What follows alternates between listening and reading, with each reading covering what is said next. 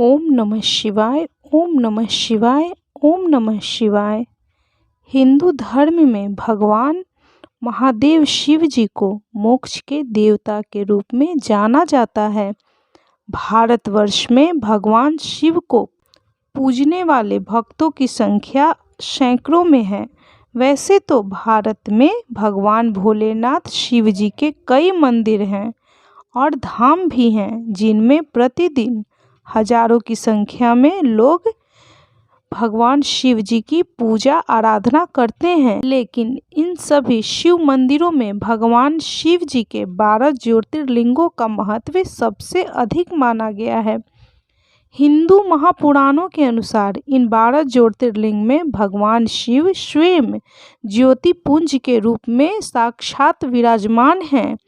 ऐसा माना जाता है कि भगवान शिव के इन 12 ज्योतिर्लिंगों के दर्शन मात्र से ही सभी पापों का अंत हो जाता है, सभी पाप नष्ट हो जाते हैं, आपके घर में सुख शांति और समृद्धि का वास होता है। तो बोलिए ओम नमः शिवाय। ओम नमः शिवाय। ओम नमः शिवाय। ओम त्र्यंबकम यजामहं सुगंधिं पुष्टिं वर्धनम उर्वारुकमेव बंधना मृत्युर्मोक्षीमामृतात्। बंधुजनों, अब हम भोलेनाथ शिव शंकर के 10वें ज्योतिर्लिंग श्री नागेश्वर ज्योतिर्लिंग की कथा सुनेंगे और इसके महात्म्य के बारे में जानेंगे। भगवान भोलेनाथ शिव का यह प्रसिद्ध ज्योतिर्लिंग गुजरात प्रांत में द्वारिकापुरी से लगभग 17 मील की दूरी पर स्थित है। इस पवित्र ज्योतिर्लिंग के दर्शन की शास्त्रों में बड़ी महिमा बताई गई है। कहा गया है कि जो श्रद्धापूर्वक इसकी उत्पत्ति और महात्म्य की कथा सुनेगा, वह सारे पापों से छुटकारा पाकर समस्त सुखों का भोग करता हुआ अंत में भगवान शिव शंकर के परम पवित्र दिव्य धाम को प्राप्त होगा। इस ज्योतिर्लिंग के संबंध में पुराणों में ये कथा वर्णित है। तो चलिए हम लोग आज इस कथा को सुनेंगे। कथा कभी भी आधी अधूरी ना सुने, कथा संपूर्ण सुना कीजिए, नहीं तो इसका कोई पुण्य फल आपको प्राप्त नहीं होगा।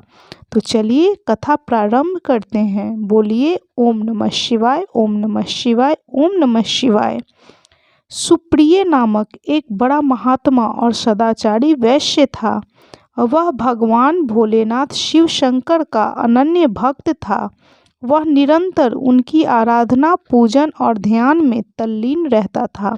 अपने सारे कार्य वह भगवान भोलेनाथ शिव शंकर को अर्पित करके ही करता था। मन वचन कर्म से वह पूर्णतः शिवाचरण में ही तल्लीन रहता था। उसकी इस शिव भक्ति से दारुक नामक एक राक्षस बहुत क्रुद्ध रहता था। उसे भगवान भोलेनाथ शिव की यह पूजा किसी प्रकार भी अच्छी नहीं लगती थी।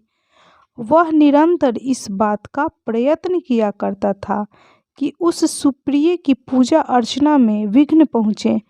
एक बार सुप्रिय नौका पर सवार होकर कहीं जा रहा था। उस दुष्ट राक्षस दारुक ने यह उपयुक्त अवसर देखकर नौका पर आक्रमण कर दिया। उसने नौका में सवार सभी यात्रियों को पकड़कर अपनी राजधानी में ले जाकर कैद कर लिया। सुप्रिय कारागार में भी अपने नित्य नियम के अनुसार भगवान भोलेनाथ शिव जी की पूजा आराधना करने लगा। अन्य बंदी यात्रियों को भी वह शिव भक्ति की प्रेरणा देने लगा। दारुक ने जब अपने सेवकों से सुप्रिय के विषय में यह समाचार सुना, तब वह अत्यंत क्रुद्ध होकर उस कारागार में आ पहुंचा। सुप्रिय उस समय भगवान भोलेनाथ शिव जी के चरणों में ध्यान लगाए हुए दोनों आंखें बंद किए बैठा था। उस राक्षस ने उसकी यह मुद्रा देखकर अत्यंत भीषण स्वर में उसे डांटते हुए कहा, अरे दुष्ट वैश्य, तू आंखें बंद करके इस समय यहाँ कौन से उपद्रव और षड्यंत्र करने की बातें सोच रहा है। उसके यह कहने पर भी धर्मात्मा शिव भक्त सुप्रिय की समाधि भंग नहीं हुई। अब तो वह दारुक राक्षस क्रोध से एकदम पागल हो उठा। वह पूरी तरह से तिलमिला गया। उसने तत्काल अपने अनुचरों को सुप्रिय तथा अन्य सभी बंदियों को मार डालने का आदेश दे दिया। सुप्रिय उसके इस आदेश से जरा भी विचलित और भयभीत नहीं हुआ। वह एकाग्र मन से अपनी और अन्य बंदियों की मुक्ति के लिए भगवान भोलेनाथ शिवशंकर से प्रार्थना करने लगा। उसे यह पूर्ण विश्वास था कि मेरे आराध्य भगवान भोलेनाथ शिवशंकर इस विपत्ति से मुझे अवश्य ही छुटकारा दिलाएंगे। उसकी प्रार्थना सुनकर भगवान भोलेनाथ शंकर जी तत्क्षण तत्काल उस कारागार में एक ऊंचे स्थान में एक चमकते हुए सिंहासन पर स्थित होकर ज्योतिर्लिंग के रूप में प्रकट हो गए। उन्होंने इस प्रकार सुप्रिय को दर्शन देकर उसे अपना पाशुपत अस्त्र भी प्रदान किया। इस अस्त्र से राक्षस दारुक तथा उसके सहायक का वध करके सुप्रिय शिवधाम को चला गया। भगवान शिव के आदेशानुसार ही इस ज्योतिर्लिंग का नाम नागेश्वर पड़ा। इस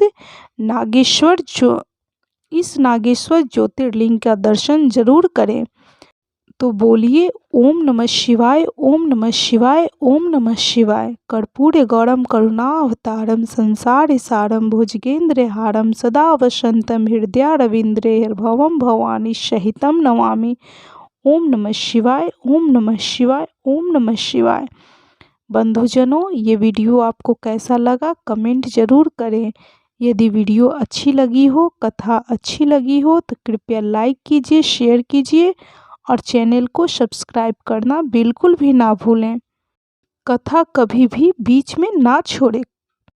इस कथा को जितना हो सके शेयर कीजिए। यदि आपके द्वारा इस कथा का महत्व कोई और भी सुनेगा तो इसका पुण्य फल भी आपको जरूर प्राप्त होगा।